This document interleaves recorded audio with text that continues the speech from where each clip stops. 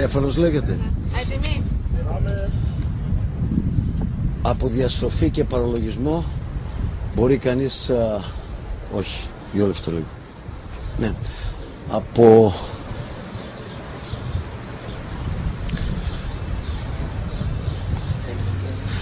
Από διαστροφή και παραλογισμό μπορεί να χαρακτηρίσει κάποιος τα λόγια ενός ανιστόρητου εκπροσώπου της Εκκλησίας, του σχισματικού. Εγώ τι είπα? Σχηματικού. Ξανά από την αρχή. Από το σχίσμα. Σχισματικού. Σχίσμα. Ωραία. Από διαστροφή και παραλογισμό μπορεί να χαρακτηρίσει κάποιος τις θέσεις του ανιστόρητου εκπροσώπου του αιρετικού εκπροσώπου της Εκκλησίας των Σκοπίων, του Στέφανου.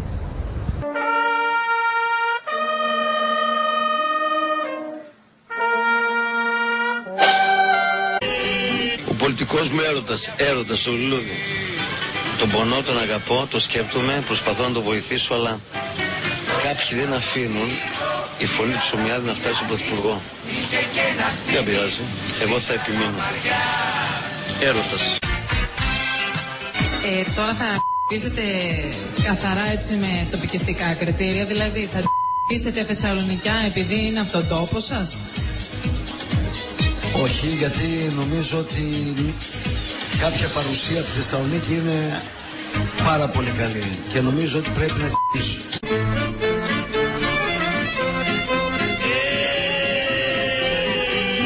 Μακεδονία ξακουστή του Αλεξάνδρου εικόνα. Δηλαδή έχουν άποψη όλοι κουνιστοί και λυγιστοί και ο Νομάκης που παντρεύτηκε 50 χρονών και πήρε μια πολύ ωραία γυναίκα, δεν έχει άποψη. Τι να σας πω ρε παιδιά.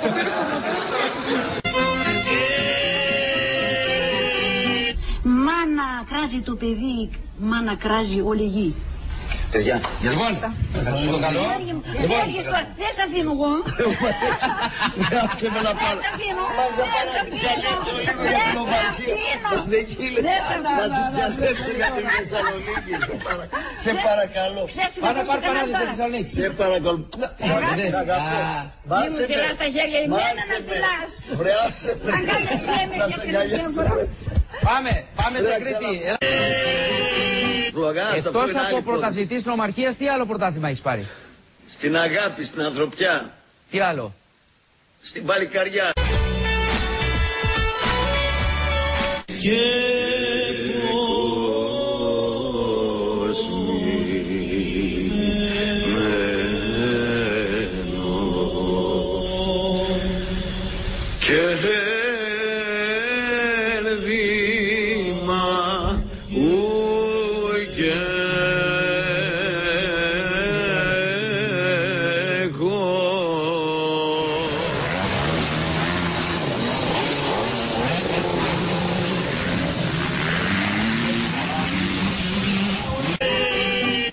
Εγώ κάθομαι στο γραφείο με 18 με 20 ώρες και εγώ και οι συνάδελφοί μου. Αυτό δεν έχει ανοίγει ποτέ.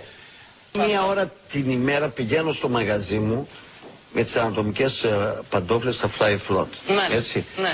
Και όποτε μπορώ πάω και στο μαγαζί της γυναίκας.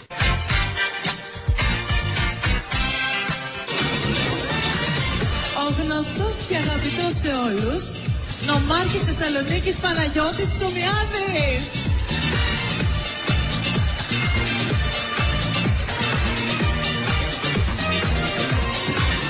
Καλώς ήρθατε. Ελάτε, δεν θα σας αφήσω έτσι. Δεν μπορώ. Είστε πειρασμός. Τι μαρόστια.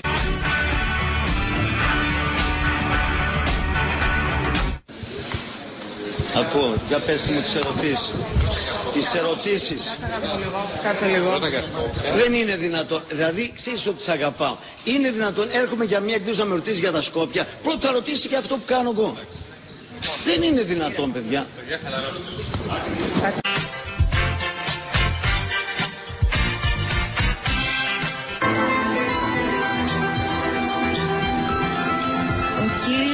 Παναγιώτης Ψωμιάδη.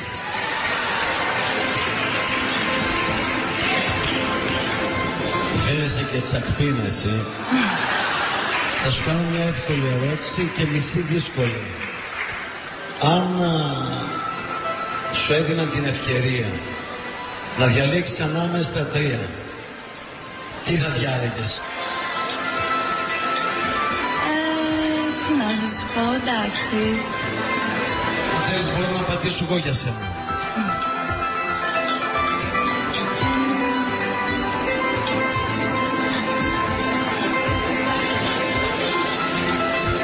Λοιπόν, θα έφευγα.